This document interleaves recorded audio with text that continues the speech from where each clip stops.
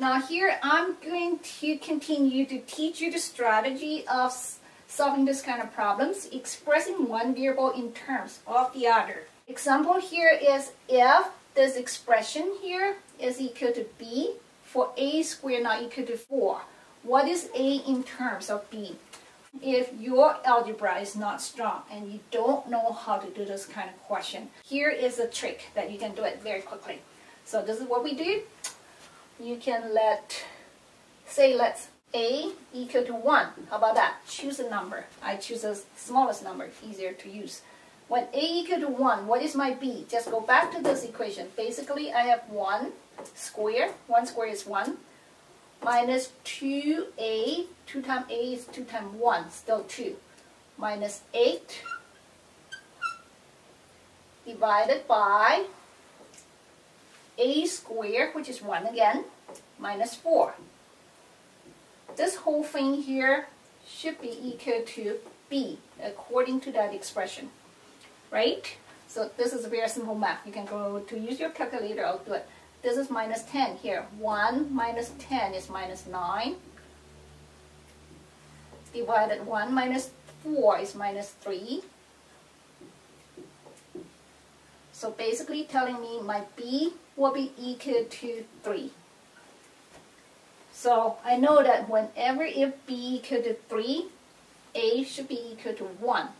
And you know that a in terms of b, so all this is supposed to represent a. So when b is equal to 3, a should be equal to 1. So one of them should be equal to 1. That should be your answer. Now look at here. The first one, b is 3. Remember that. So 2 times 3 is 6. 6 plus 4 is 10. And then divided by 4, which is not 1. Actually, you can go through it very quickly. I just do it slowly to show you. So not that. 4 plus b, which is 7, divided by 1 plus b, 1 plus 3 is 4. So neither this. Now next one, 4 minus 2b. 2b is 2 times 3 is minus 6. 4 minus 6 is minus 2. Divided by 1 plus 3 is 4. Not that, because your a should be 1. Okay, let's look at this. 4 minus b, 4 minus 3 is 1. And then 1 minus 3 is minus 2. Not that. So it has to be this one. Let's see. 4 minus 2b. 2b is 2 times 3. 2 times 3 is 6. 4 minus 6 is minus 2. 1 minus 3 is minus 2. So it's equal to 1. So this should be the answer, because when b is equal to 3, a is equal to 1. So this is one of the tricks you can use if you don't know how to do algebra. But I'm going to teach you how to do algebra. It's very important that you learn how to do it, because it will carry you through university. Here's an example that I get from this book, and I would like to talk quickly about this book. Why did I create this book? Because I know that when we do review or want to learn a concept, we don't want to be overloaded with a lot of text reading. Instead, we want to learn the problem-solving skill very quickly.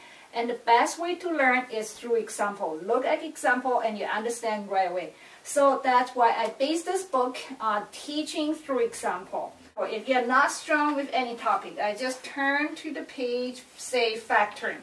So there are 3 types of factorings. Factoring binomial, trinomials, and difference of square. Each come with a few examples. So you just look at the examples and you understand the skills very quickly, and followed by a page of practice and a page of solution. So this is a very fast and effective way of learning. Now let's do it through algebra. Look at this expression there.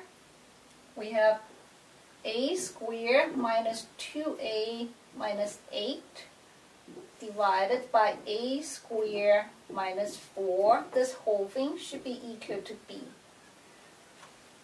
Now, the best way of doing this is factor this, factor that. So it's very likely you can cancel some of the terms to simplify this.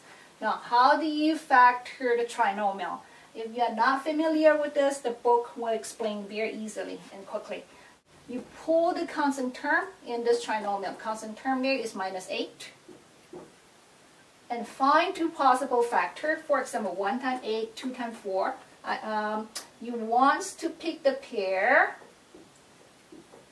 should be equal to the middle term's coefficient there, minus 2. Say 2 times 4, you can have either minus 2 times 4 give you that, or 2 times minus 4. Now, which pair will give you minus 2, which is this pair, right? So this will be a factor. That will be a plus 2 and a minus 4. So this is just a quick review how to factor trinomial.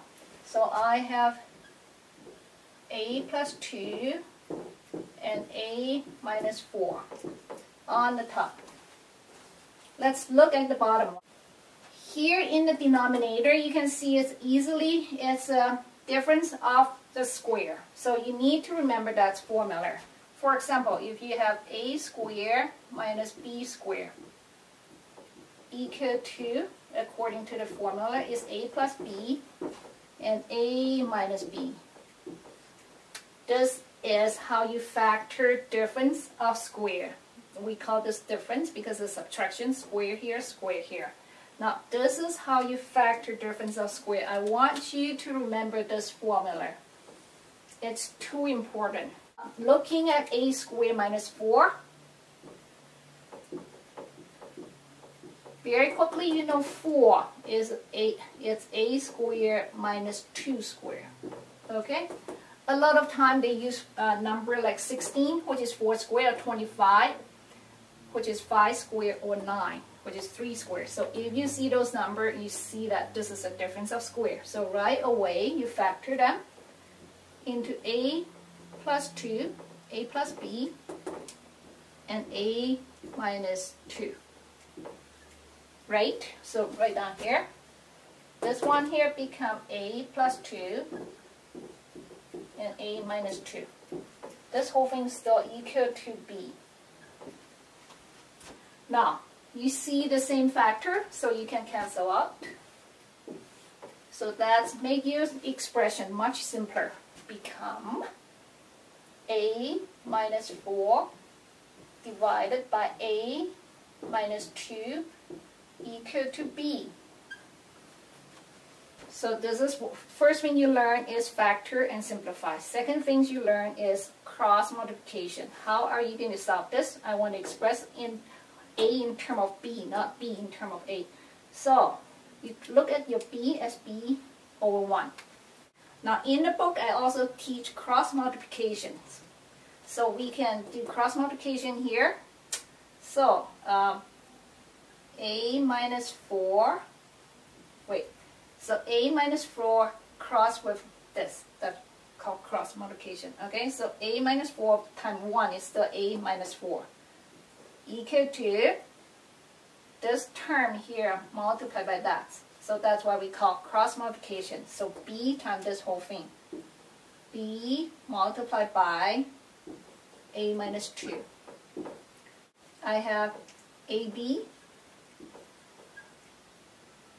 minus 2b equal to a minus 4. What do you do after that?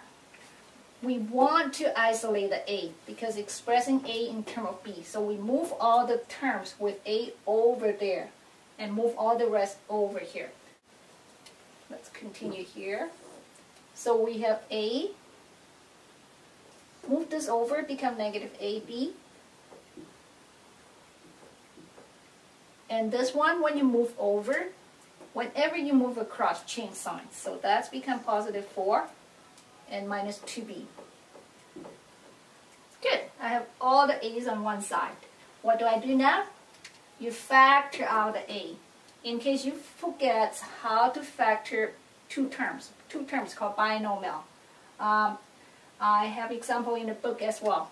So this is what you do. Go look at their common terms, which is a. Pull it out. So the first term become 1 because 1 times a is still a. And the second term, if I pull out the a, only b left. Correct? So this time this is this. This time this is this. So that's how you factor binomial. equal to, no change on the side. What do I do after that?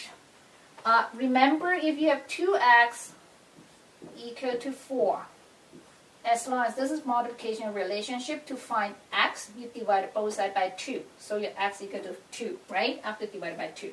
So this is the same thing. It's a multiplication relationship. So I want to isolate the a. I divided both sides by this term here. So a equal to this thing here, 4 minus 2b divided by this whole bracket there. So which is 1 minus b. Okay, so that's how you do this kind of questions. And this is the answer. 4 minus 2, yeah, okay? You learn to do the algebra way. But just in case you don't know your algebra well, you can use the trick I gave you before. But I recommend everyone to learn the basic fundamental math skill.